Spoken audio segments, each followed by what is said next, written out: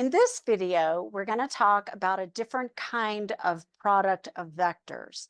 In the previous video, we talked about the dot product of two vectors, which gave us a scalar, a number value. In this case, we're going to be talking about the cross product of two vectors, which is not a scalar, but is instead itself also a vector. And as it turns out, this third vector is orthogonal to both of the first two vectors. So in 2D and 3D, it would be perpendicular to both of the original. Well, 3D, it's got to be. All right. So can't be in 2D. So we're talking about the cross product. And the cross product is important. It does all kinds of things, including describing planes in three-dimensional space, finding areas of certain shapes, computing volumes, and a physics application of calculating torque. So you can see that we have all of these learning objectives here. So the next thing I'm going to do is I'm going to share my screen with you, and then we'll get started talking about the cross product. The cross product and the dot product are definitely not the same thing. The dot product results in a scalar, a number value, and the cross product results in a vector of the same dimension. In fact, when we do cross products, we're generally in 3 dimensions. So we're talking about crossing two vectors in 3 dimensions together and getting a third vector that is perpendicular or orthogonal to the first two. The dot product formula is more straightforward. You multiply the corresponding components together and then add them up to get the scalar value. The cross product does have a formula, but it is not easy to remember. We'll actually learn 2 other methods of computing the cross product, which work far better than trying to memorize a very complicated formula. Another difference between dot products and cross products is the dot product is commutative. U dot V is the same as V dot U. But cross products are not commutative. U cross V is not the same as V cross U. It turns out it introduces a negative sign. So U cross V is equal to negative V cross U, but they are not commutative. And you'll notice that for the cross product, you must write the crossbar symbol, which represents multiplication. Just like in the dot product, you have to write the symbol so we know what kind of product you want to take. Now, the cross product is really the determinant of a 3x3 matrix. You'll learn more about determinants in linear algebra, but we are going to have to learn how to compute them in this class in order to find cross products. They're related. So let's go ahead and turn our attention to the formal definition of the cross product, which is, again, that really, well, it's just a nasty formula. So if you have 2 vectors, each with 3 components in 3-dimensional space, then the cross product of vector U with vector V is given by this really nasty formula here. All right, so we have U2 V3 minus U3 V2 in the I hat direction minus U1 V3 minus U3 V1 in the J hat direction, plus U1 V2 minus U2 V1 in the K hat direction. Now, I don't know anyone who uses this formula really to compute the cross product. There are other methods of doing it which are preferred. We will experiment with it just enough to give you a feel for what it would be like and to convince you that you don't want to use that formula. Now, the direction of this third vector, U cross V, is given by the right-hand rule. And we talked about this a little bit when we talked about vectors in 3 dimensions.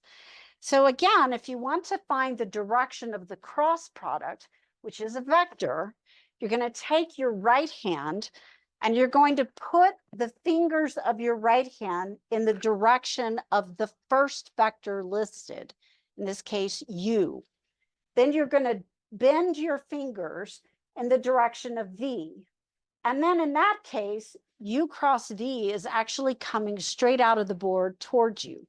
So you can see here in this second one, a little bit easier, that the fingers are initially extended in the direction of U, then curled towards the V vector, the second one that's listed, and the thumb points in the direction of the cross product, U cross V. We can also go to mathinsight.org right here for more insight on the cross product. Let's now take a look at the magnitude of the cross product. The cross product is a vector, so it's got both direction and magnitude, where the magnitude is the length of it. Now, again, we can represent the magnitude with the two vertical bars, and we have U cross V inside. The formula is the magnitude of U times the magnitude of V times the sine of theta. Now, this looks a lot like the formula for the dot product, which is magnitude of UV cosine of theta, but it's different. Notice this is sine of theta, where theta is an angle between 0 and pi and represents the angle between the two original vectors, U and V, not between the U cross V, which is perpendicular to both, but is in fact the one between the two original vectors. So for example, if you have two vectors in a plane, you can have two vectors like this, then the one that's going to be perpendicular has to come off of the plane like that. So let's take a look at mathinsight.org on their cross product page, and let's take a look at what's happening here.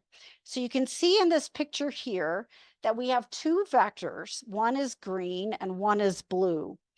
And notice that the green and the blue, these are U and V, form a plane.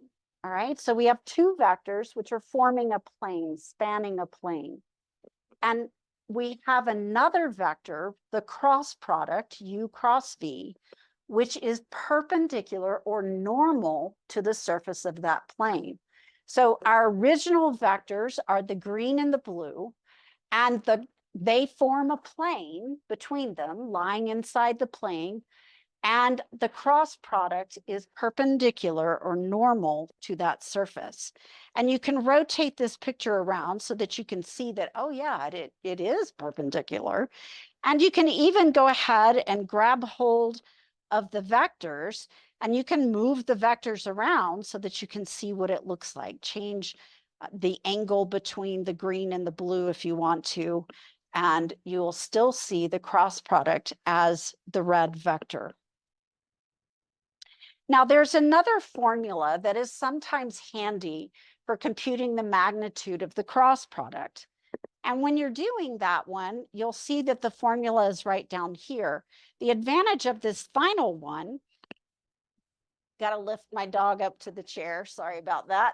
So the advantage to this one is that it doesn't require you to know the angle between U and V. If you do know the angle between U and V, then you simply take the sine of that angle, multiply it by the magnitude of U and the magnitude of V, and that will give you the magnitude of the cross product, not the cross product, because this would give you a scalar, but the magnitude is the length of that vector. Now, how did they come up with this formula down here? So what happens is, because our angle is between 0 and pi, we know that sine in quadrants 1 and 2 is always positive.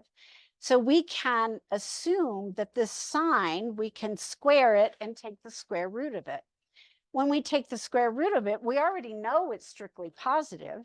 When we take the square of it under the radical, we can replace it with the Pythagorean identity, since sine squared plus cosine squared is 1. We can replace it with 1 minus cosine squared of theta. Now, once we have that, we've got a formula right here, which basically is going to give us the magnitude of U squared times the magnitude of V squared minus the magnitude of U squared times the magnitude of V squared. What we've done is we've squared the magnitudes so that we can slide them underneath the square root. And then we distribute them across the 1 and the minus cosine squared. However, we remember from our dot product in the last video that the magnitude of U times the magnitude of V times the cosine of the angle, that is actually the dot product, which is a scalar. So this gives us the dot product squared. So this is another way of computing the magnitude of the cross product. And you are welcome to use whichever formula you prefer. Now let's see if we can prove why the magnitude does turn out to be that magnitude of u squared, magnitude of v squared, sine squared, to give us the magnitude squared. So here's our formula, again, for u cross v. And to find the magnitude, remember that we take the first component and square it, second component and square it, third component and square it, add them together, then take the square root. But if we square the magnitude, we can forego the square root. So this is basically each component squared. Now the next step, and I tried to color code it as best I could so you could track the terms through, we went ahead and multiplied out these binomial squares, and we get all these terms that you see here. And then we can reorder the terms like here. And once we've reordered the terms, this becomes u1 squared plus u2 squared plus u3 squared times v1 squared plus v2 squared plus v3 squared. But those are the square of the magnitudes of vector u and vector v. So those get replaced with this. And this part down here, this coming from what was subtracted before, factors.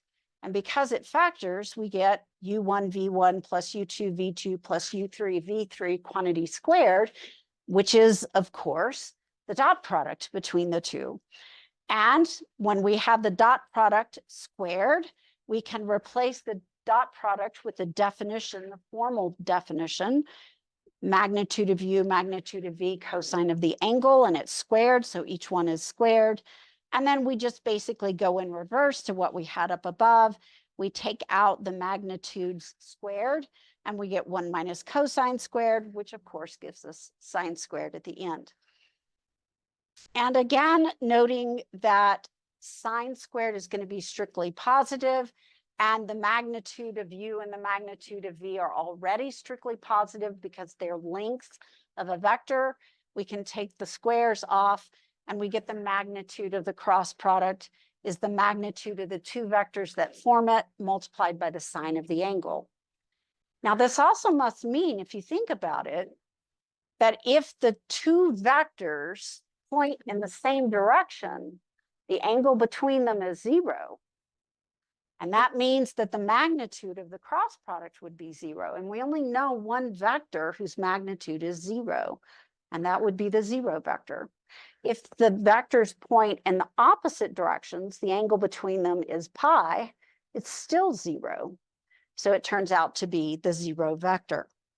Let's take a look at a couple of examples where we are going to use the formula, which I repeated for you here so that you would be able to see the formula when you're trying to apply it.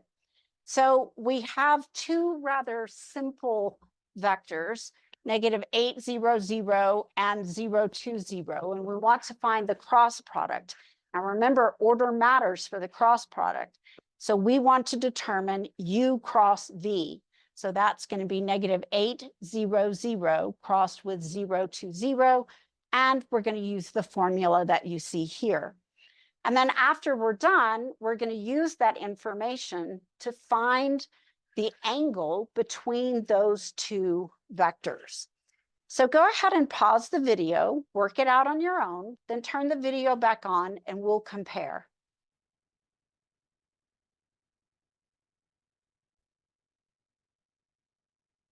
All right, let's see how to do this.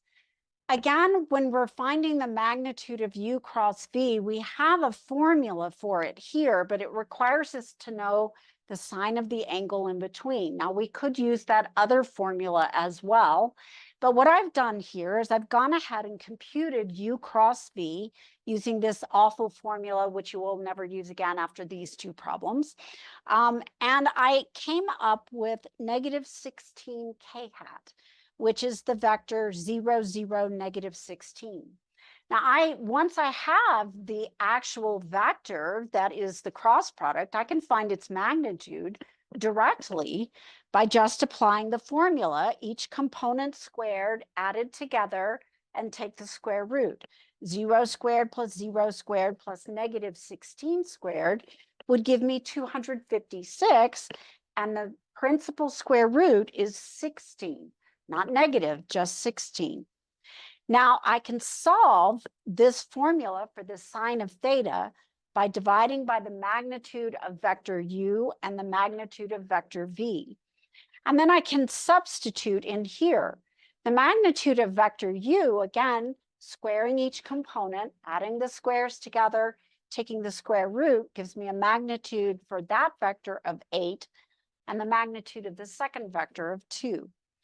So that means that I'm actually looking for the arc sine or inverse sine function of 16 divided by 16. But 16 divided by 16 is 1. And what angle do you know whose sine is 1 and is between 0 and pi? Well, it's got to be pi over 2. So in fact, these two vectors were already perpendicular to them. And what we found with the cross product was a third vector that's perpendicular to both. So we've actually created a three-dimensional coordinate system where they're all orthogonal to each other.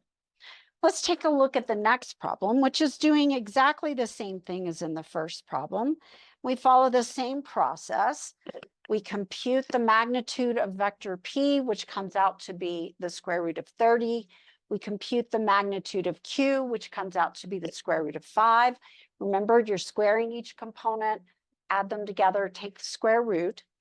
And then we went ahead and used this awful formula that we'll never use again in order to find p cross q. Once we got that, we get the formula I hat minus 9j hat plus 2k hat, which turns out to be 1 negative 9, 2. Then we can find the magnitude of it directly by squaring each component, adding the squares together, and taking the square root. And again, we solve our formula for theta, getting the arc sine of the magnitude of the cross product divided by the magnitude of the product of each of the two vectors that created the cross product. Substituting our numbers, and of course we'll have to use a calculator, we get about 0.86 radians, which turns out to be about 49 degrees. We've been talking about the fact that this formula is horrible and awful, and why would we ever use it? So what are the two methods that enable us to find the cross product? This vector that's orthogonal to the original two vectors must point off at a 90-degree angle to the original two. How can we find it without using that horrible formula? Well, in order to do that, we need to talk about the determinant of a 3x3 matrix. Now, we'll also need the determinant of a 2x2 matrix. Determinants are something that are used a great deal in linear algebra, and they're defined only for what are called square matrices. That's a matrix where it has the same number of rows and columns. So if it has 3 rows, it has 3 columns. If it has 2 rows, it has 2 columns. So the numbers, when you do the bys, are the same number. That makes it square. If you don't have a square matrix, the determinant is not defined. So here is the basic definition for the determinant of a 2x2 matrix. You're going to have your matrix, and let's suppose it's A, B, C, D, and I'm reading across rows. So AB is row 1, CD is row 2. In that case, we have what we call a main diagonal and a minor diagonal. The main diagonals go from upper left to lower right. So that would be A and D.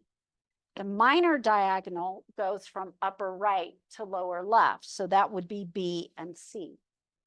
The main diagonals are all positive. The minor diagonals are all negative.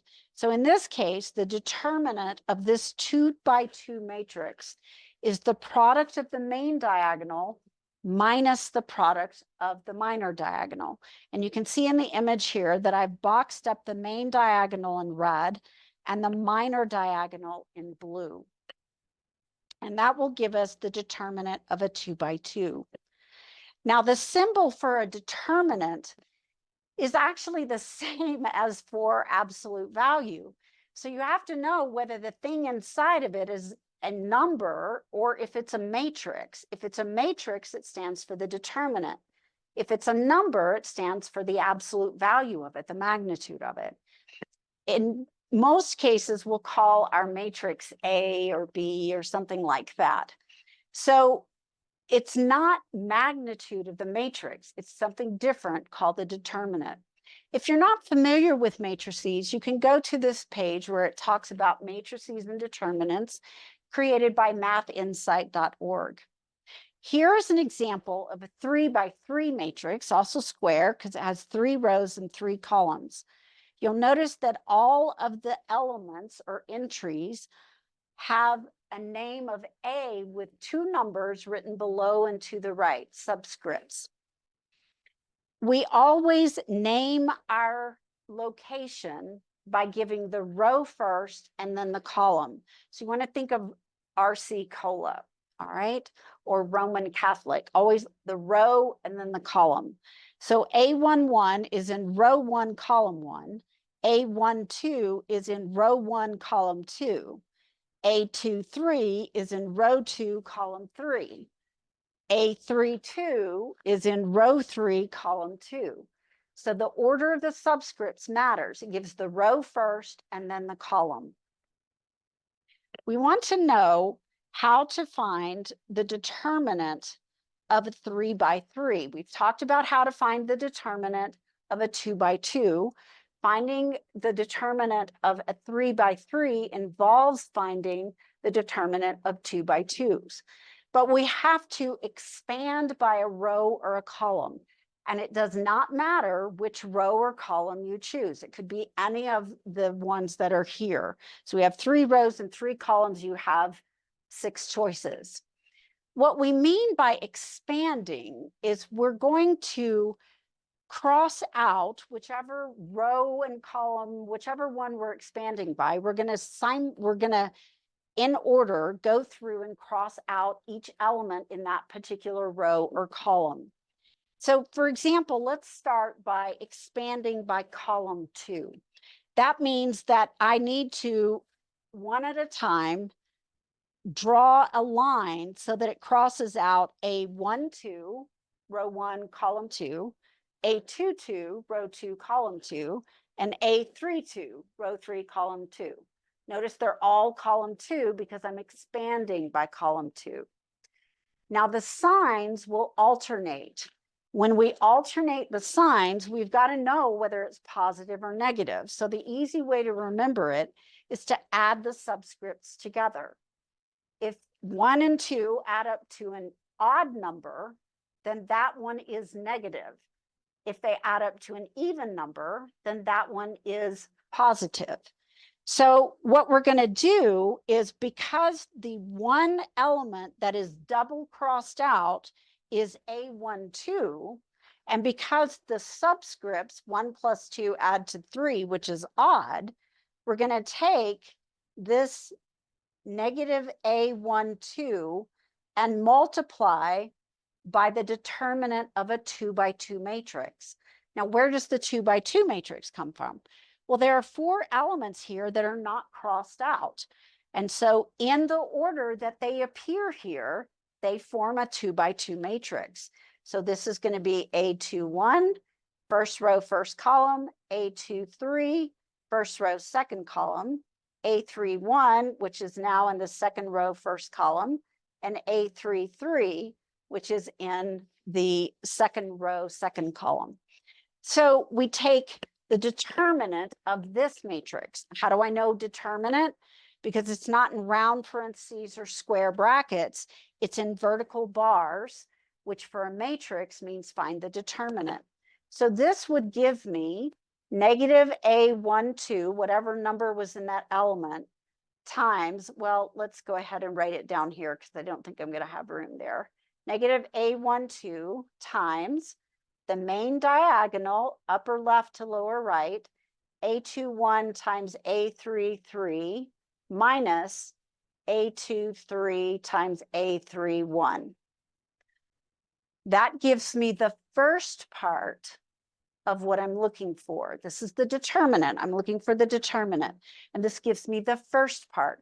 But I'm expanding by column 3, which has 3 elements in it. So the next time I'm going to have to cross through row 2 and again through column 2 to block out A22. When I block out A22, as you can see here, it leaves open these elements A11, A13 in the first row, A31, A33 in the second row. And then I take the determinant of this 2 by 2 matrix, and this becomes the next term in the determinant. So because I'm expanding by a column that has 3, I'll have 3 terms in my determinant. Now, how do I know it's positive? Because the subscripts for the one that are crossed out is 2, 2, and 2 plus 2 is 4, which is even, so it's positive. So again, finding the determinant of the 2 by 2 means that this is going to be A22 times A11, A33 minus A13, A31. And those are numbers which are being multiplied together. And finally, we apply the process to the last row where we cross out A32, and this will result in a negative term because 3 plus 2 is 5, which is odd, and we find the determinant of this one. So putting it all together, you can see right here that we end up with this expression right here, which it's long. I'm not going to lie to you. It's long and it's a little complicated at first, but you do get used to it after a while and it gets kind of routine. The question is, what if I had expanded along a different row? Would I get the same thing or a different column? And the answer is yes. As long as you apply it correctly, you'll get the same value for the determinant. The determinant will be a number. If you had expanded along row 1 instead of column 2, you would first mark out A11, then A12, then A13. So coming down to the next line, what you'll see right here in the middle is you can see where we've crossed out A11, and 1 plus 1 is 2, which is even, so this is a positive term, and then times the determinant of the elements that don't get crossed out. Then we cross out the next element in row 1, which is 1, 2, which adds together to an odd number. So that term is negative. And again, we're taking the determinant of the elements that form the 2 by 2 matrix. And then we cross out the last element in row 1, which is A1, 3. And because 1 plus 3 is 4, which is even, it's positive. And these would be the non-crossed out elements, which gives us this right here. I know it doesn't look very easy, but it does get easier with practice. So now that we know how to compute the determinant of a 2 by 2 and a 3 by 3, we need to talk about how do we use that to find a cross product, because the determinant seems to be giving me a number and the cross product is a vector. So what we do, and this sounds kind of crazy, but what we do is we form a 3 by 3 matrix where row 1 is always the standard unit vectors, I, J, and K, or I hat, J hat, K hat. The next row must be the first one listed in the cross product. So the middle row has to be the first one. Order matters. If you switch the order, you introduce a negative. So we have U as the second row and the vector V as the third row. And then we do the process that we described above, but in this case, we always expand by row 1. So we'll always expand by IJK. So in this case, we cross out column 1 and row 1, and we multiply the I unit vector by the 2 by 2 matrix U2, U3, V2, V3. And then J, being in the 1, 2 position, will be negative. And then when we cross out the middle column and the top row, we're left with U1, U3, V1, V3 for the 2 by 2 matrix that we have to find the determinant of. And finally, we have K hat, where we cross out row 1 and column 3, and that leaves the 2 by 2 matrix U1, U2, and V1, V2 as the second row. Now, when we're done with that, we will have a vector because the determinants of the 2 by 2 are scalars, but the scalars are multiplied by the unit vectors, which will produce a vector. Now let's go ahead and practice this determinant notation in order to find the cross product of A cross B, where A is 823 and B is -104. So when we do this, we're going to come over here and we're going to first write A crossed with B is equal to, and we want the determinant of a sort of 3 by 3 matrix. Now, it's not truly a matrix because I, J, and K are not scalars, and matrices are supposed to consist of exactly scalars. But it behaves like one, and it works, so we do it. Now, row 2 must be the first one. So in this case, A, which is 8, 2, 3. And the second row has to be the second one in the cross product, which in this case is B, -1, 0, 4. Now, the first thing that we want to do is we want to cross through row 1. We want to expand by row 1. So if we're expanding by row 1, the first position is 1, 1, so it will be positive. Now, what I'm going to do is I'm going to highlight the row. See if I can highlight in yellow maybe. And this is going to leave behind the determinant 2, 3. Well, let's get the 3 moved over a little bit. 0, 4 times I hat. All right. Now, the next thing that I'm going to want to do is I'm going to want to, again, expanding by row 1. I'm going to want to cross out row 1, but now cross out the second element in row 1, which is J. It's in the 1, 2 position. 1 plus 2 is odd, so I know it's negative. And what's left behind is going to be the determinant 8, 3, -1, 4 times K hat. I'll kind of run out of room, so I'll do the last one down here. So again, we're going to expand by row 1. So we now are getting rid of the third element in row 1, which is K hat. And this is going to result in a positive, why did I put equals, plus 8, 2, -1, 0 in the K hat direction. Right? So I've expanded always by the row that has the unit vectors. And now what I want to do is I want to evaluate those 2 by 2 determinants in order to figure out the constants that go at the front of each of the unit vectors. So again, remember that you are multiplying main diagonals minus the product of the minor diagonals. 2 times 4 is 8 minus 3 times 0 is 0. So I get 8 in the I hat direction. And then I've got a minus for the formula. That's this one here. All right. That's the one that you see right there. And then we've got 8 times 4 is 32 minus a -3. So this one you might actually want to write out instead of trying to do it in your head. All right. So you've got minus in parentheses 32 minus a -3. So you have a double negative, which is going to make it +3. And this is in the, how'd I get K? That should be J. I was thinking ahead. So J hat.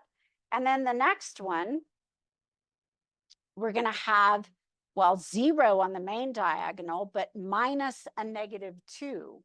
So minus a -2 would make it +2. So we have K hat.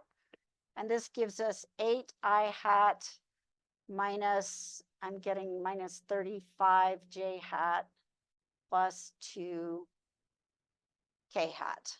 All right.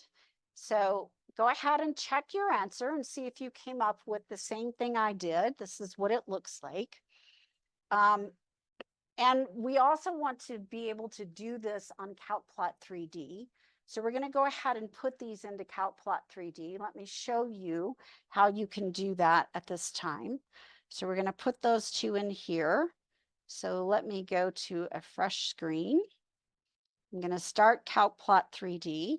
You'll remember from our video in the dot product, click on the 3 bars in the upper left, then click on File, then click on View Vector Explorations, come down to the center of the left bars, click on Vector Explorations, and choose Cross Product. We want free vectors because we want to name the vectors, and our vectors are in 3D.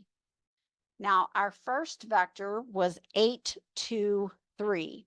Notice that for the cross product, it gives you a choice. It's not always like the dot product only gives you, I think, blue on red. But in this case, you have a choice, red cross blue or blue cross red. It's already pre-selected for red cross blue, so let's put in the first vector, A, which is 8, 2, 3. So this becomes, I can move my sheets around a little bit. This becomes 8, 2, 3. And now I need to put in the second vector, which was -1, 0, 4. So I've got -1, 0, and 4. And again, if you're not sure if it's calculating it correctly, you can always hit enter inside of that box and you'll see that it is calculating it correctly. Now, we can't see all of the vector because it's only plotting from -2 to 2. So we could zoom out if we want to see more of the vector. It looks like that pink one is like way off.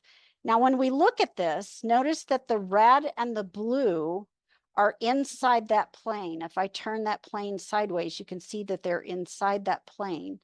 And that pink one is perpendicular to that plane. It's normal to it. So the pink one is in fact the cross product, and it's quite long.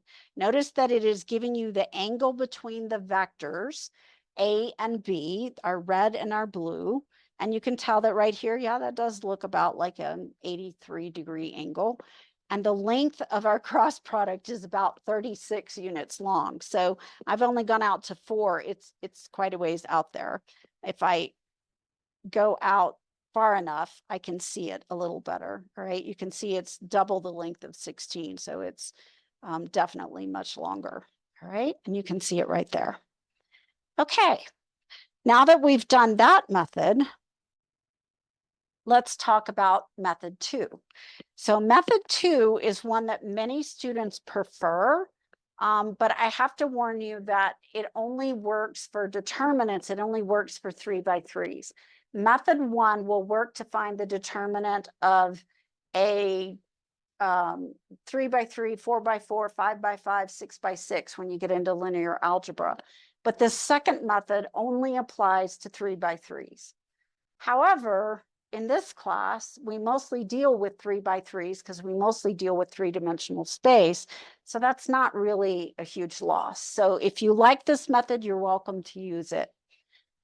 In this method, what we do instead of expanding by row 1, where I, J, and K are, what we're going to do instead is we're still going to have I, J, and K along the top row, forming A11, A12, A13, but we're going to repeat columns 1 and 2 off to the right-hand side so that it looks now like a 3-row, 5-column matrix. All right. And what we do is we draw lines through the main diagonals, which go from upper left to lower right. And there will be 3, because when we reach this last one, it ends, right? There's not another one to the right.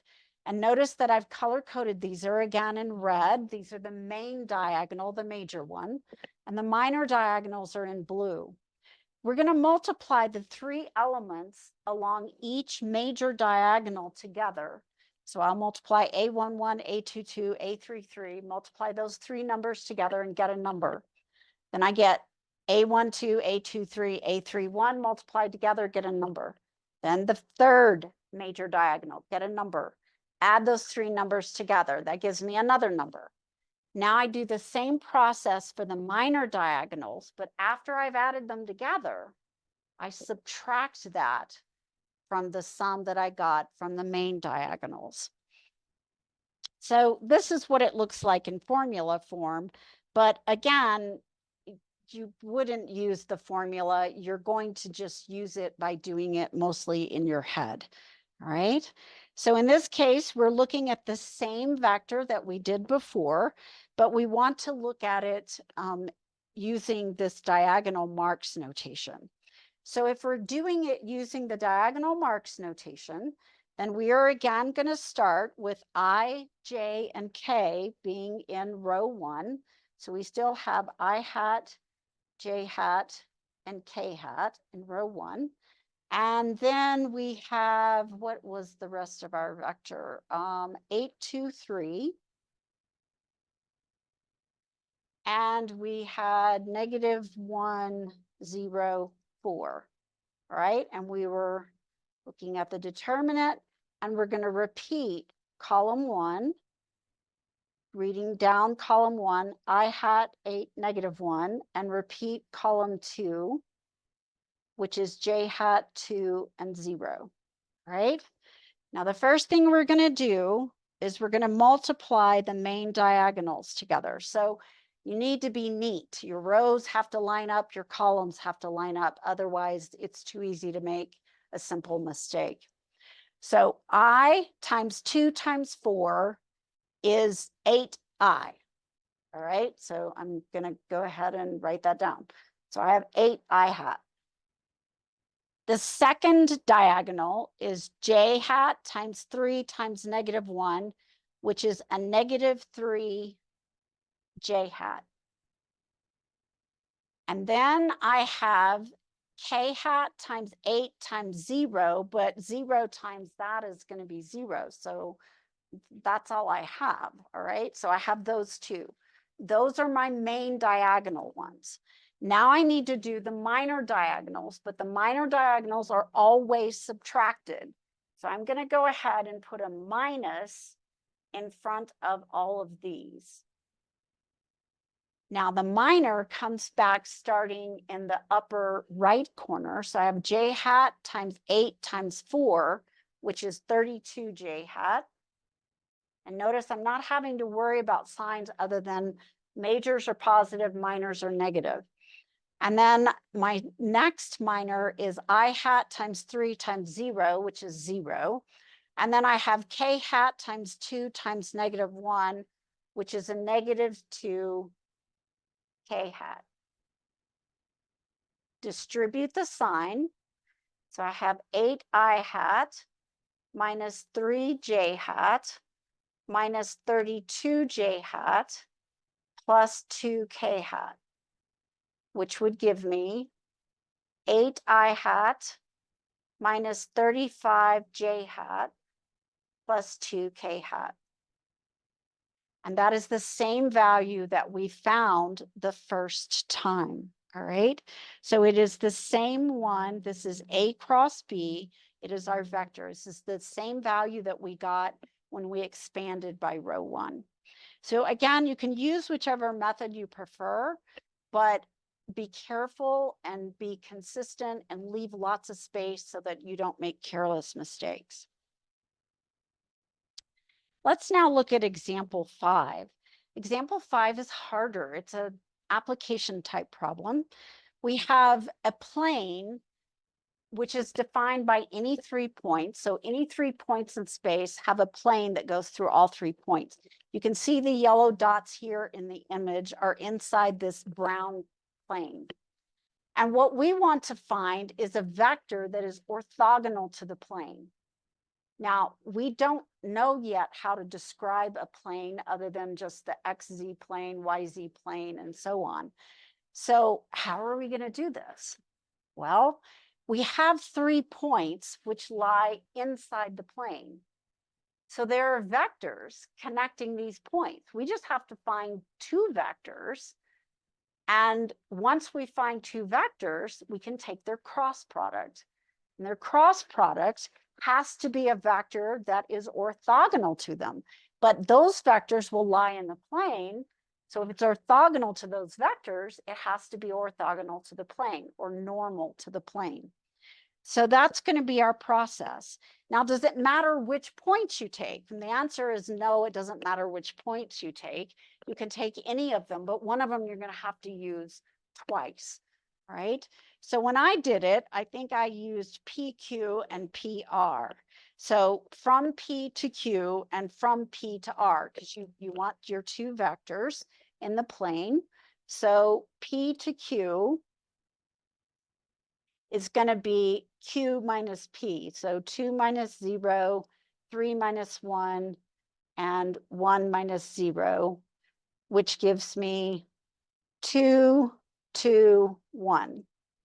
And then vector PR, again, starting at P and going to R, I'm going to take R and subtract P. So 1 minus 0, 1 minus 1, 1 minus 0, which gives me the vector 1, 0, 1. So now I have two vectors, and these two vectors lie in a plane, in the same brown plane. So their cross product has to be orthogonal to the two vectors and normal to the plane that they lie in. So I need to find their cross product.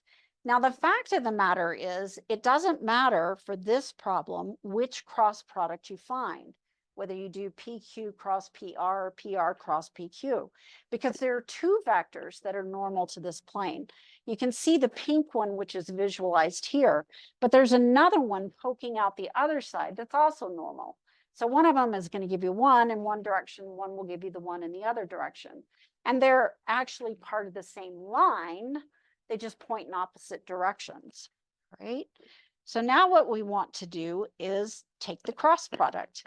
So I think I did PQ cross PR, just did them in order.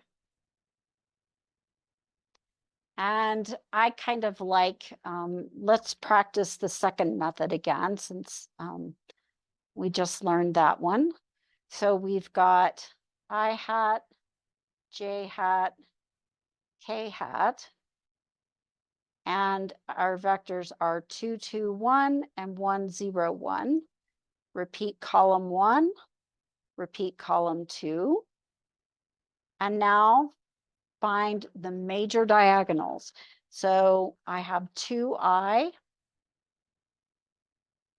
and I have plus 1 J hat, plus 0 K hat, and then I'm going to have minus 2 J hat, minus 0 I hat, so I don't have to write that down, minus 2 K hat. And when I combine like terms, I get 2 I hat minus J hat minus 2 K hat, which I could also write in component form as 2, -1, -2. That vector is orthogonal to the plane that contains those original 3 points, right? And I would either have gotten 2, -1, -2, or -2, 1, 2. All right, 1 points in one direction, 1 points in the other. Now, we've said that there was one sort of exception to the rule that the cross product is orthogonal. To my mind, it's not really an exception. It's just a weird case.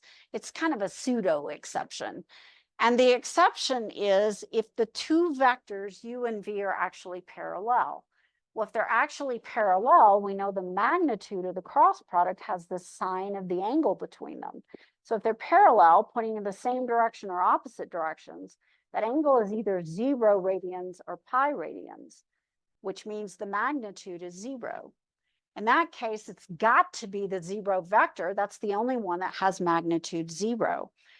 And so in that case, is it really orthogonal? It points in all directions and in no directions. So in a sense, we could say it's both parallel to every vector and orthogonal to every vector, which sounds kind of crazy. So to my mind, it's not really an exception, but it is a weird case for sure. Let's now talk about the properties of the cross product. These are going to be very different in some cases from the dot product. First, note that it is not commutative. That what happens when you reverse the order is you get a negative. Basically, when you're computing the determinant, if you switch rows, it introduces a negative every time you switch rows. It is, however, distributed. So you have U cross V plus W does become U cross V plus U cross W. You can pull scalar multiplication through a cross product. So it doesn't matter at what point you apply the scalar multiplication. If you cross a vector with the zero vector, then you get the zero vector, which should make sense to you because everything's going to become zero. And if you cross a vector with itself, because the angle between them is zero, then the magnitude is zero, which means it must be the zero vector. Now, the next property is something called the scalar triple product. And there is a page, mathinsight.org, that goes into more detail about what the scalar triple product is. Now, let's go ahead and take a look at what the scalar triple product does. I'll give you a little bit of a foresight of what it's doing, which is right here. The scalar triple product turns out to be the dot product of a vector with the cross product of two other vectors. So it has both a dot product and a cross product. And when you do that, the magnitude of that turns out to be the volume of the parallelepiped created by the three vectors. So the three vectors create some kind of box shape.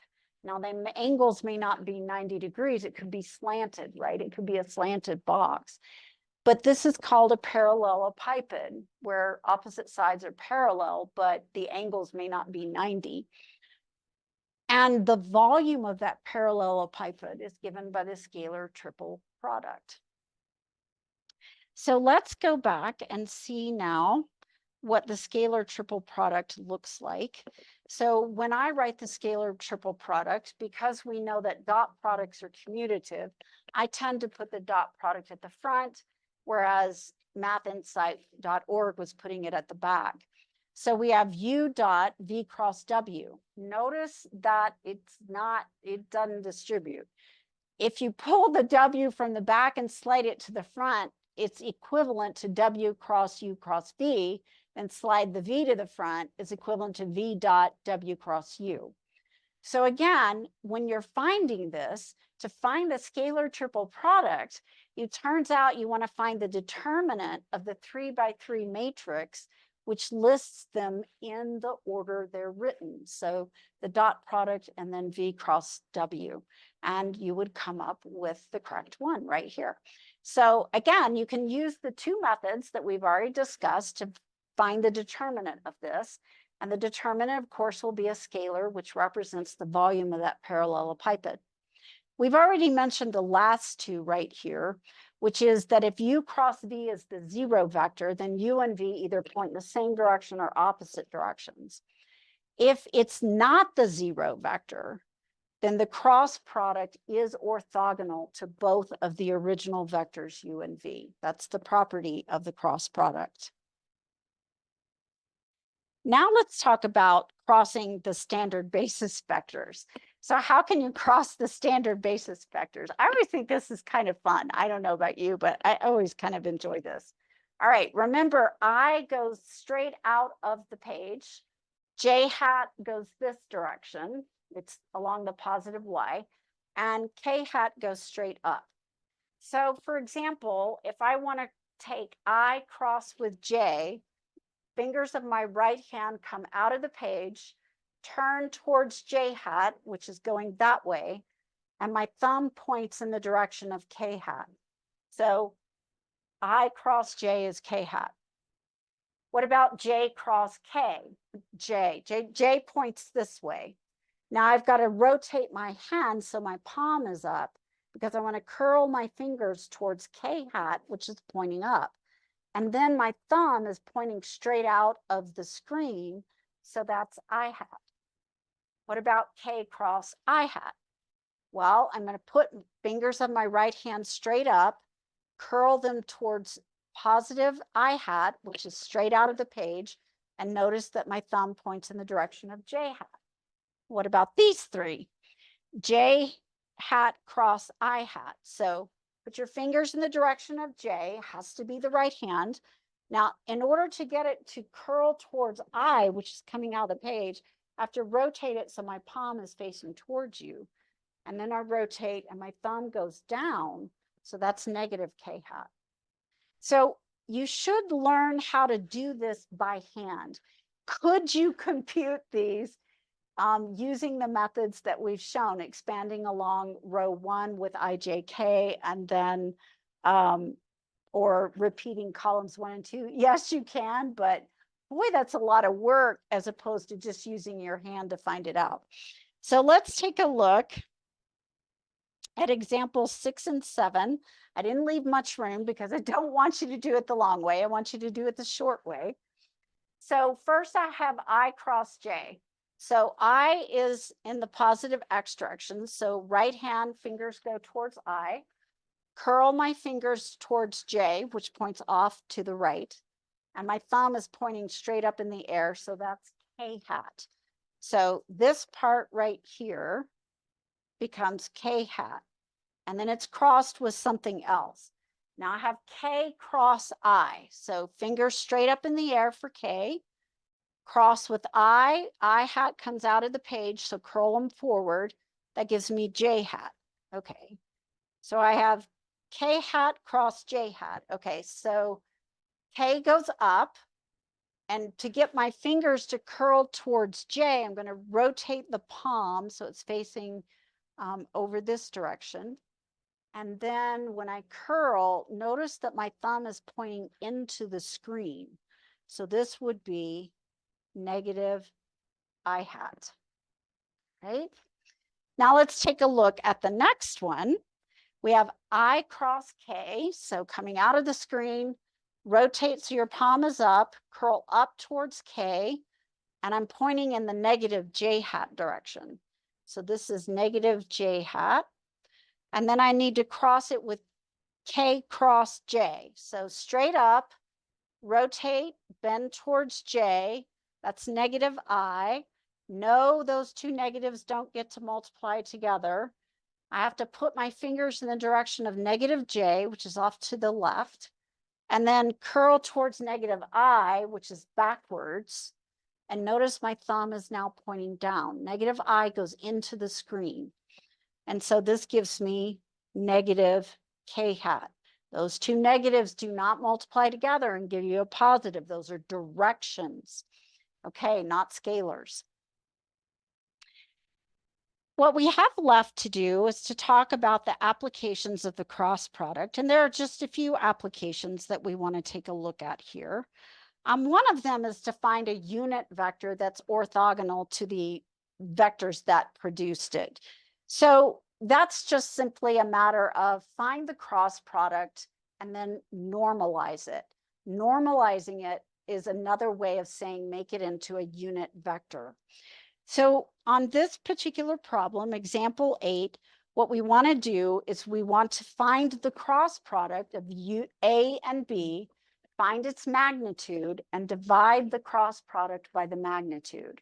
So go ahead and pause the video, work it out, and then turn it back on, and we'll compare our results. Okay, let's see how we did. So again, we're looking for a unit vector that's orthogonal to both A and B. And when you need a vector orthogonal to other vectors, always think of the cross product since it has that property. To make it a unit vector, we just need to find its magnitude and divide by that. So I went ahead and did method 1 this time. Again, I'm just trying to get you used to both methods. So we have I, J, and K as the first row, vector A, since it comes first, in the second row, and vector B in the third row, since it is the second one in the cross product. And then I can expand along row 1. So I cross out row 1 and I cross out column 1, which eliminates the I and leaves behind 0, 3, 1, 4 as the 2 by 2 matrix. And the determinant of that 2 by 2 matrix is -3. So it becomes -3I. Then I cross out again row 1, since I'm expanding by that, and row column 2 to eliminate the J. And that leaves behind 4, 3, and 1, 4 as the 2 by 2 matrix. Note that this term is going to be negative because J is in the 1, 2 position, row 1, column 2, and 1 plus 2 is 3, which is odd, so it's negative. And the determinant of that particular matrix comes out to be 13, and with the negative, it becomes negative 13J. We repeat the process to eliminate K by marking out row 1 and column 3, and that leaves behind 4, 0, and 1, 1 as the rows of the 2 by 2 matrix. And then the next thing that we do is we compute the determinant, which gives us a plus 4K. So we now have our vector that is orthogonal to both A and B. What we need now is to make it a unit vector. To do that, we find the magnitude by squaring each component, which you'll see here, adding them together and taking the square root. And then we take each component of the original vector and divide by the magnitude. So this vector points in the same direction that the cross product does, but it's exactly 1 unit long. Now, the next application we want to talk about is finding the area of a parallelogram. So in order to do that, you need to first know what is a parallelogram. So a parallelogram is a quadrilateral, quad meaning 4, lateral meaning side. So it literally means 4 sides. A parallelogram is a special type where it has 2 pairs of parallel sides. There are 4, so the 2 sides opposite are parallel to each other. Now, all rectangles are parallelograms, but not all parallelograms are rectangles. And we'll see an example of one that is a parallelogram, but not a rectangle right here at the bottom. So you can see that the angles here and the corners are not 90 degrees, so it's not a rectangle. But it does have 4 sides, so it's a quadrilateral, and the opposite sides are parallel to each other. Now, in order to find the area of a parallelogram, you pick a pair of sides, and it doesn't matter which one, but take a pair of sides and find the perpendicular distance between the 2 sides. So drop a line from one side to the other at a 90-degree angle. And then what you want to do is you take the length of the sides that you drew the perpendicular between, and you multiply it by that height, and that will give you the area of that parallelogram. Now, again, the length of this is the length of the vector u, so it becomes the magnitude of u. Now, how do you get the height? Well, notice that this parallelogram is actually created by 2 different vectors, u and v. So in order to find the height, because it's at a right angle to that side, we can use right triangle trigonometry. And we can call this angle between the vectors u and v theta. And we know that the sine of the angle would be the length of the distance between the sides divided by the length of the hypotenuse. The hypotenuse is vector v, so its length is the magnitude of v. So in order to find the magnitude of the opposite side, we simply multiply the sine of theta by the magnitude of the hypotenuse, or the magnitude of v. And that gives us the formula, magnitude of u, magnitude of v, sine of theta. But we already know that formula. That is the magnitude of the cross product. So it turns out that if you have 2 vectors in space and the angle between them is non-zero, then they create a parallelogram. And the area of the parallelogram that they create, its area is the magnitude of the cross product. And again, we have 2 formulas for computing it, one where we know the angle, and the second formula, we don't need the angle, we just need the 2 vectors. Now let's go ahead and take a look at our first example. We want to find the area of a parallelogram P, Q, R, and S, and it just gives us the points P, Q, R, and S. Now, what we just talked about makes it look deceptively easy, but it's actually not. It can be quite difficult because the problem is, without plotting these points, I have no idea what their relationship is to each other. So if we come back up here to our picture, the P, Q, R, and S are referring to some of the 4 corners of the parallelogram. In order to create the parallelogram, though, the 2 vectors have to have the same initial point. I can't, for example, take this vector and the vector that connects across the diagonal of the parallelogram. And just being given 4 points gives me no clue whatsoever as to the relationship between the 4 points.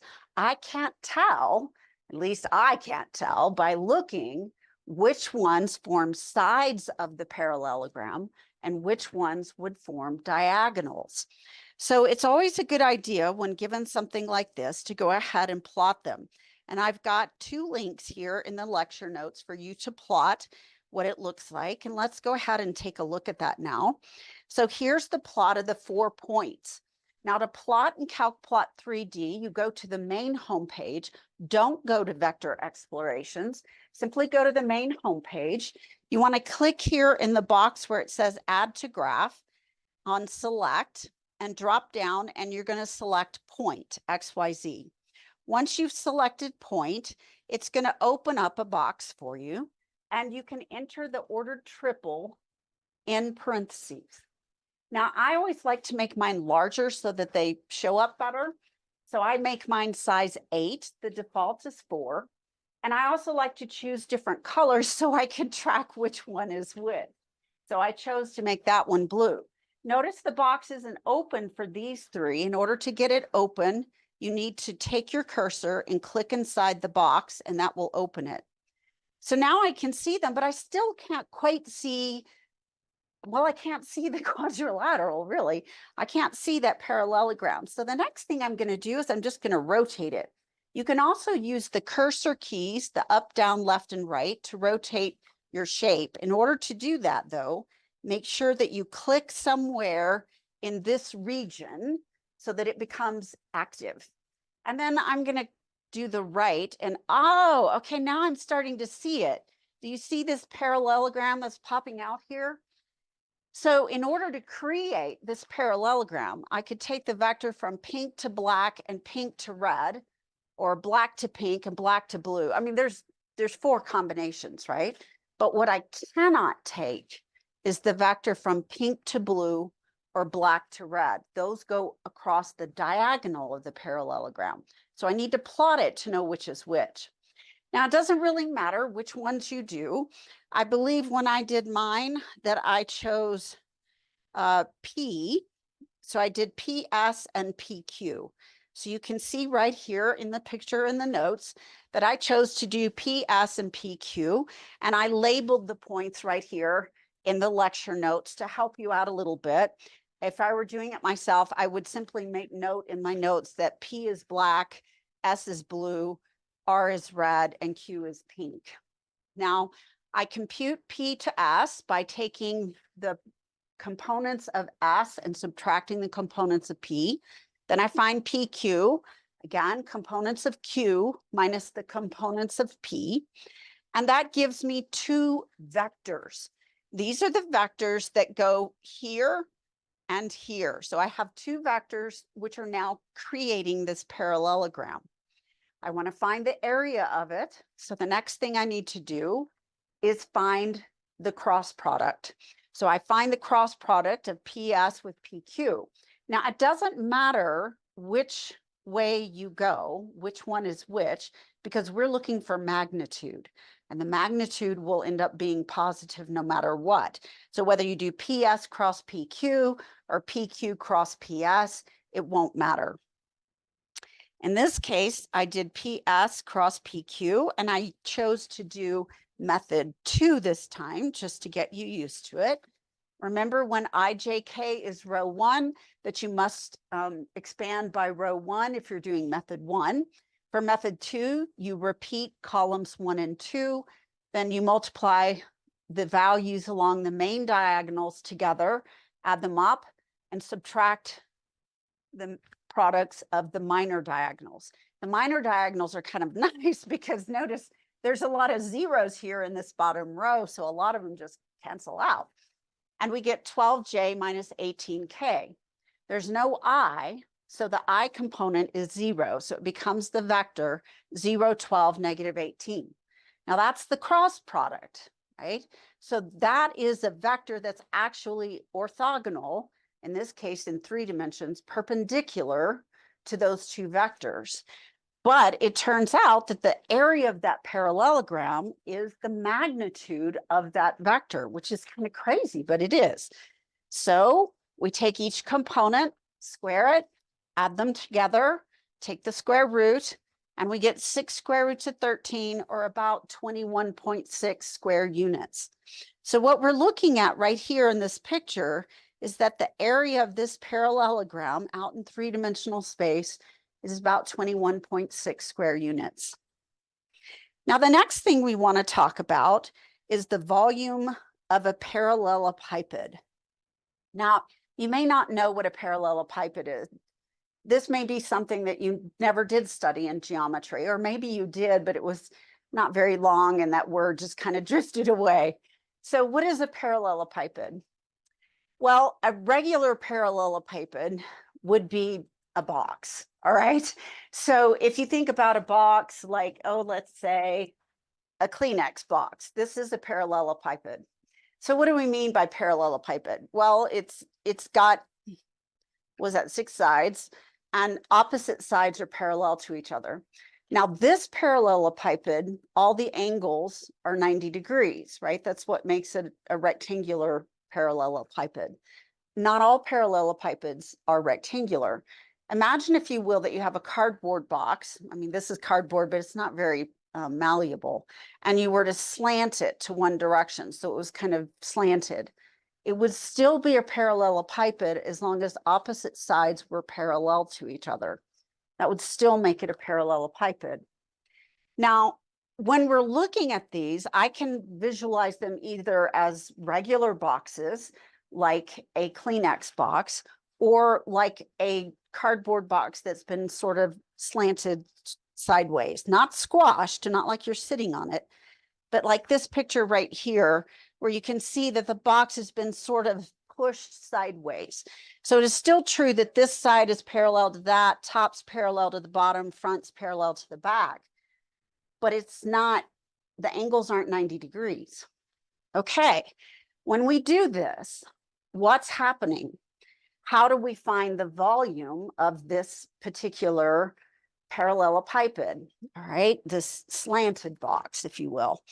Well, the base of it, do you see that the base creates a parallelogram, right? We just talked about the area of a parallelogram.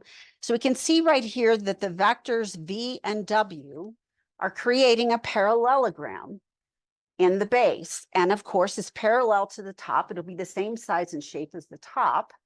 And so I could find the area of the top and the bottom by finding the magnitude of the cross product of W and V.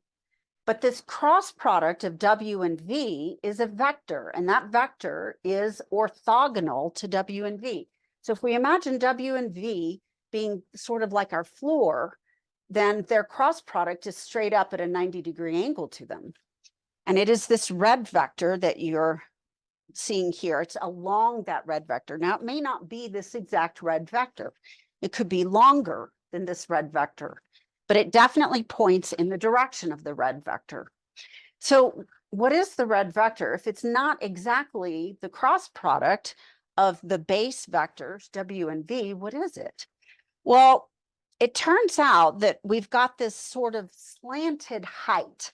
If we consider W cross V to create the parallelogram floor, then I can't measure the perpendicular height directly because my box is slanted, all right? And so the slanted height is U, but I need the perpendicular height to find the volume of it. The volume of it is going to be the area of the base times the perpendicular height. So what I do is I cast a shadow, like I have a flashlight that's over here like this.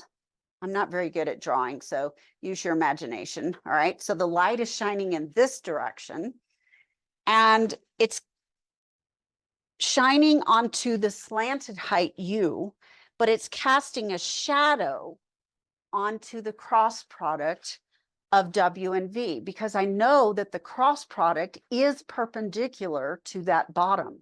And that's what I want, is something perpendicular to the bottom. So it's actually, in that sense, then cast your mind back to the previous section. This is the projection of the slanted height onto the cross product of V and W. All right, so this becomes the cross products, the shadow cast on it by the slanted height. And that will give us the perpendicular height of that slanted box. And then we can find the volume of it. So we need to find the magnitude of this projection of U onto the cross product. That would be the length of the height, or perpendicular height, and multiply it by the area of the parallelogram on the bottom.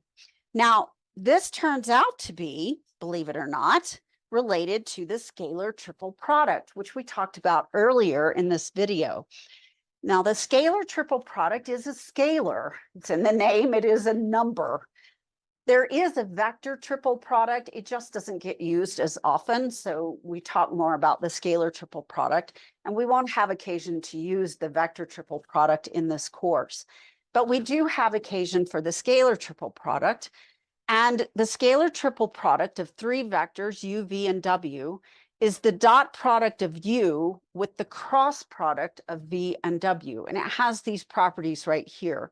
The first property is really the property of the cross product. If you reverse the order of the cross product, you get a negative thrown in. So that's where that one's coming from. And then it has this equivalency of the three different scalar triple products at the bottom. Now, it turns out that what we want to do is we want to find the volume of that slanted box, that parallelepiped. So what we need in order to do that is we need to find this scalar triple product. And when we find the scalar triple product, which could be positive or negative, we'll take its absolute value, and that is going to become our volume. I know it sounds crazy, but this is how it works. So how do you actually compute the dot product of a cross product of two vectors? Well, you could do it directly. Don't get me wrong. You could compute V cross W, get a vector, and then take U dot with that cross product vector. You can definitely do it directly. But there's a shortcut, which, okay, it's not that short, but shorter. So you can take the determinant of the 3 by 3, where you list the vectors in the order they show up in the scalar triple product. U becomes row 1, and then the cross product is V cross W. So V is second row and W is the third row. Now, unlike in the previous cases, this means that our first row is not I, J, K. They're just numbers. So the entire matrix is nothing but scalars. So I can expand by any row or column, in which case I would choose one that had a lot of zeros in it. Or I can again use the diagonal marks method and repeat columns 1 and 2 to find the 3 by 3 determinant. Let's take a look at this example, number 10. In this example, we want to find the scalar triple product for vectors A, B, and C. I went ahead and wrote down for row 1, vector A, row 2, vector B, row 3 is vector C. I chose this time to expand along a row or column. I had a column 1, which had a 0 in it, and row 2, which had a 0 in it. I chose to expand along column 1 rather than row 2 because row 2 had a negative and column 1 didn't have any negatives. The fewer negatives and the more zeros, the better off we are. So I'm going to expand by column 1 by marking out column 1 and row 1 to eliminate the 2, which leaves behind the 2 by 2 matrix, 3, -1, -3, 3. And then I'm going to again expand by column 1, so mark out column 1, now mark out row 2 to eliminate the 0, but I don't even need to find the 2 by 2 matrix because 0 times anything is going to be 0. This is why we like to expand by rows or columns with zeros in them. Notice that it would have been negative because it is in the 2, 1 position, second row, first column, and that adds up to 3, which is odd. And then we go ahead, expand by column 1 again, mark it out, and this time mark out row 3 to eliminate the 5. And that would leave behind the 2 by 2 matrix, -4, 1, 3, -1. Then I compute the 2 by 2 determinants, perform the arithmetic, and I get 17. Now, this is the value of the scalar triple product. The volume is the absolute value of it, but since it's positive, it's still 17, which means that I have 3 vectors here. 2 of them are creating, in a sense, the floor of this parallelepiped, and the third vector is creating the slanted height of the vector. And so I've got a parallelepiped. All right. Let's take a look now at actually computing the volume of the parallelepiped. And you'll see here in the formal statement of the theorem that the volume is the absolute value. Now, how do we know that these parallel bars are absolute value and not determinant? Well, V cross W is a vector, but U dot a vector is a scalar. So whatever I get inside those bars is a number. So it's not a determinant because it's not a matrix. So it's got to be absolute value. So again, what we're doing right here is we're finding the volume of this parallelepiped that we have right here by finding the absolute value of the scalar triple product. And we have a couple of examples here. So here's example 11. And in example 11, we want to find the volume of the parallelepiped formed by A, B, and C. So we do the scalar triple product first. This time I chose to repeat columns 1 and 2, although expansion would also have been a good idea, either by column 1 or row 3. Either one would have been a good choice. Personally, I probably would have gone with row 3 because the 1 makes it easier than the 3 and the 2, just barely. All right, but this time I did the second method. This is also not too bad when you have zeros involved because those products just wipe out. Just remember that the main diagonal is going to be positive or carry whatever sign you get when you multiply.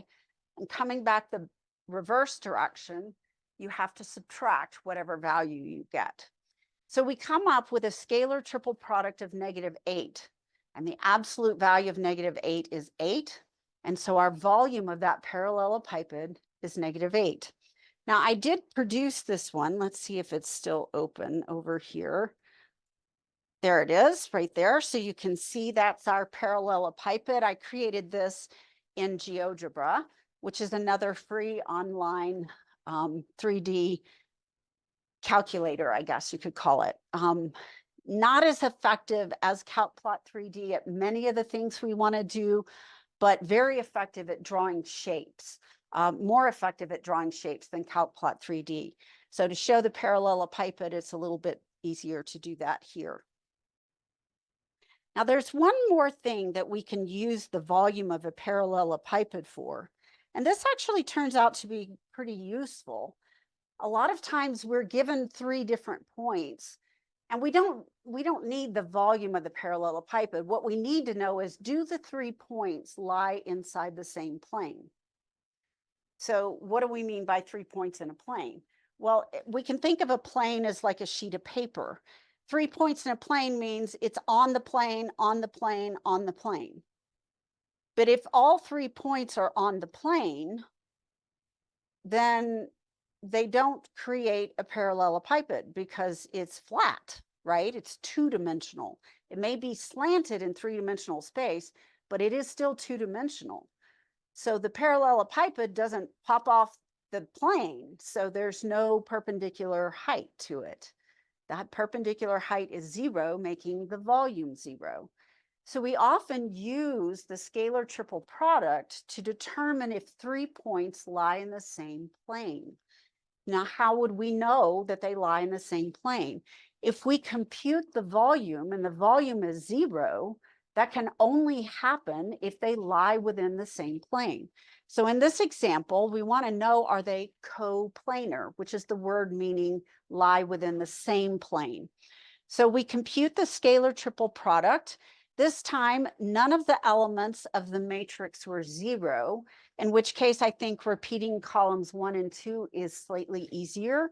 And so I did that method. I got -4 for the scalar triple product. So the volume is the magnitude, which is 4. But if it has volume, then one of the points is not in the plane. So 2 of the points lie in a plane, but the third is not. And so these 3 points are not in the same plane, definitely not, right? We have one last application to talk about, which is really for those of you who are going on into engineering or physics, something like that. And what we want to talk about is torque. So this is a smaller application. There's not a lot that we're going to talk about torque here, just a little bit. But what is torque? Well, let's see. Let's say you have a flat tire on your car and you need to take the wheel off. So you go get the tire iron and put it onto the nut, right, around the bolt that's holding your wheel on. And then you have to apply force. The tire iron has some length to it, usually what, about 2.5 feet, something like that. And you apply force to it to loosen up or tighten up, depending on whether you're putting on or taking it off, to loosen up that nut, all right, so that you can get it off, so you can take the wheel off. So you're applying force, but it's rotating the nut on the bolt, right? So when we do that force applied in a rotational motion, that's torque. So there are actually 2 vectors involved in torque. The 2 vectors that we have are the tire iron itself. So this part in the center here is actually the nut and the bolt, right? So the bolt is coming up through and the nut is around it. And we've put the tire iron onto the nut so we can loosen it. And the tire iron has a length which comes out this way from that point of rotation. So the vector from the bolt itself out to where you're going to apply the force, that is a vector. It's the radial vector, and the length of it is the length of the tire iron. And then you apply a force. If you want to loosen the bolt, then you're going to go counterclockwise. And so you're going to push in this direction to rotate it. You're not pushing directly up because you want to rotate the nut. So the force is also a vector. You can see it here in red coming from the end of the tire iron. So we have these 2 vectors, the radial vector and the force vector. Now it turns out that the torque, which we use the Greek letter tau to represent, it kind of looks like a curvy capital letter T. When we take and compute torque, it turns out to be the cross product of the radial vector with the force. And it does have to go in that order because remember, order matters for cross products. So torque is the radial vector crossed with the force vector.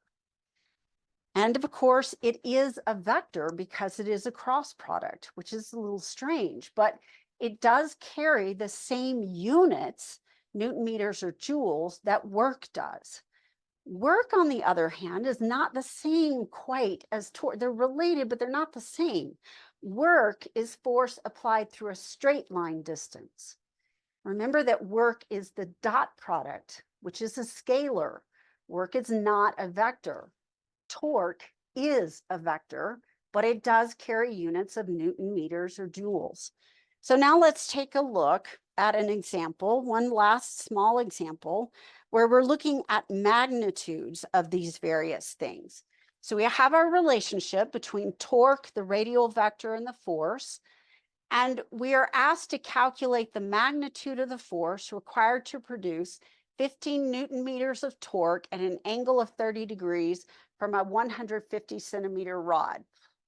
Okay, whoa, what are they saying? All right, so calculate the magnitude of the force. So magnitude of the force would be the magnitude of the torque. The torque is a cross product, and we have a formula that gives us the magnitude of a cross product. It's the magnitude of the 2 vectors multiplied together times the sine of the angle between them. And I'm being asked to find the magnitude of the force. So I'm actually looking for the magnitude of F. So I'm going to solve that equation for the magnitude of F, which gives me the magnitude of the torque divided by the magnitude of the radial vector times the sine of the angle. Now, the magnitude of the torque was given as 15 Newton meters. Notice that this is magnitude. It didn't have a direction associated with it, so it is magnitude. So I have 15 Newton meters of magnitude, and I divide by the radial magnitude, but it's a 150 centimeter long rod. But that's in centimeters, and the torque is measured in Newton meters. So the units need to match. So instead of writing 150 centimeters, write 1.5 meters. Then the meters will cancel and leave you with units of newtons, which is a measure of force, magnitude of force. The sine of 30 degrees is 1/2. 15 divided by 1.5 is 10. The bottom of the bottom is the top. And so we get 20 newtons of force is required to produce 15 Newton meters of torque at an angle of 30 degrees with a 150 centimeter rod. I hope that this makes sense to you and that you have enjoyed this video and that you'll join me for the next video where I believe we're talking about lines and planes in space. So I hope to see you soon.